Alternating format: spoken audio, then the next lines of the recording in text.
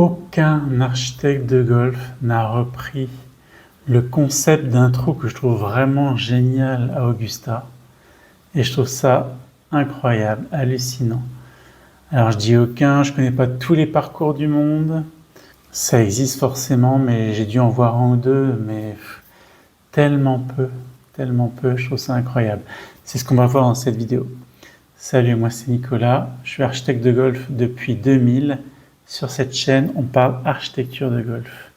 Ok, le parcours d'Augusta, créé en 1932 par Alister MacKenzie. Enfin, c'est Bobby Jones qui a fait venir Alister MacKenzie pour créer son parcours. Donc ils l'ont fait plus ou moins ensemble. Alister MacKenzie, il avait fait juste avant Cypress Point en Californie. Et ce que vous savez sûrement pas, c'est que ils ont fait Augusta en ayant en tête vraiment un parcours modèle pour eux deux, c'est le Hall Court de St Andrews en Écosse. C'est pour ça qu'à Augusta, il y a des greens ondulés avec beaucoup de pentes, un peu comme en Écosse où le terrain est complètement ondulé. Il y a toujours des coups en pente, des bosses, etc. Et donc ce trou que je trouve génial à Augusta, et ça c'est depuis vraiment que je suis adolescent, depuis que j'ai vu ce trou pour la première fois, j'ai tout de suite trouvé ça génial et je l'ai beaucoup utilisé pour mes dessins. Mais j'ai l'impression que je suis le seul architecte de la planète. Bon, j'exagère un peu, mais voilà, je l'ai vu nulle part. Donc ce fameux trou, c'est le trou numéro 11 d'Augusta. Donc je vais vous partager mon écran, je vais vous montrer. Et comme je vous disais, Mackenzie et Bobby Jones se sont inspirés de St Andrews. Et vous allez voir que le trou numéro 11, dans le trou numéro 11, il y a un peu le même concept qu'on trouve au trou numéro 18 de St Andrews. Donc voilà, je vais vous partager mon écran, on va regarder ça ensemble. Donc voilà le green du 11 Augusta. Je ne parle pas tellement de la mise en jeu, on pourra en parler dans d'autres vidéos, enfin, on pourrait parler dans d'autres vidéos du trou en entier. Là, je vous parle juste d'un concept en architecture où on a un joli green avec une pièce d'eau sur la gauche. Ce que je trouve intéressant, c'est toute cette zone ici sur la droite, court et à droite. Voilà. Cette zone-là, ça c'est hyper intéressant. Et c'est hyper rare de voir un green qui soit protégé que d'un seul côté. Voilà, moi ça j'aime beaucoup.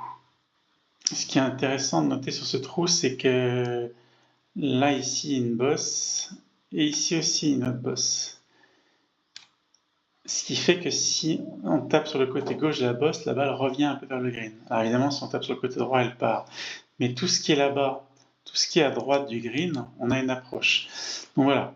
Alors effectivement, là, pour un drapeau tout au fond, si le drapeau était ici, effectivement, là, il y a l'eau à gauche et le bunker à droite. Mais c'est quand même, il doit être rarement là-bas. À mon avis, pour les membres, évidemment, il y a toujours cette partie-là, le plus souvent du temps en tout cas. Voilà, ce que j'aime bien sur ce trou, c'est que le bon joueur peut décider de jouer le centre du green, s'il n'a pas peur de l'eau à gauche. Le bon joueur qui n'est pas en confiance, parce que peut-être sur les premiers trous, il a envoyé quelques balles à gauche, il va décider peut-être de viser dans une zone ici, 4 ou 5 mètres ou 8 mètres à droite du trou. Le joueur moyen qui voit vraiment l'eau comme un gros danger, parce que lui peut-être qu'il a un hybride dans les mains, il peut viser cette zone.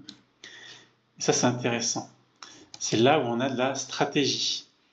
Selon son niveau, selon sa forme, on peut plus ou moins viser plus ou moins à droite.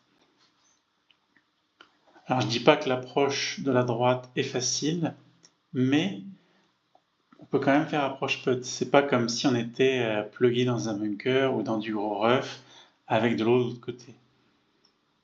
Alors, les greens sont particulièrement rapides à Augusta, mais pour les membres, ils sont peut-être un peu moins rapides que pendant le Masters, j'espère pour eux. Donc voilà, c'est ce concept-là que je trouve qu'on voit nulle part sur la planète. Mettez-moi en commentaire s'il y a des trous de golf où un côté est vraiment très protégé, avec un obstacle d'eau, un hors limite. Je ne parle pas d'un bunker, parce qu'un bunker, à moins qu'il soit vraiment très très très difficile.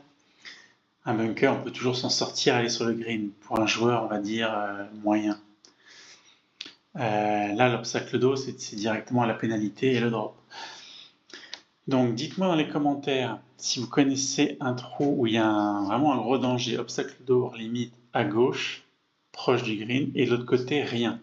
Rien, donc on peut vraiment s'appuyer, qui donne des options. Jouer plus ou moins loin de l'obstacle.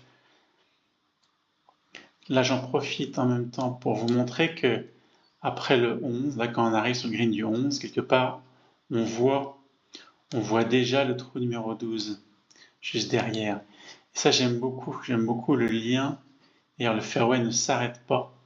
Le lien qu'il y a entre le 11, le 12, et puis après le 13 qui repart dans ce sens-là. Voilà. Ça, ce sera le sujet d'autres vidéos aussi. Donc voilà, aujourd'hui, c'était ça le concept protéger fort d'un côté, mais pas de l'autre. C'est un de mes concepts préférés en architecture de golf. Je l'ai beaucoup utilisé et je continuerai à l'utiliser beaucoup. Voilà. Dites-moi ce que vous en pensez dans les commentaires. Posez vos questions sur tout ce qui concerne l'architecture dans les commentaires. Et surtout, pensez à vous abonner à cette chaîne. Je vous dis à bientôt pour une autre vidéo. Salut!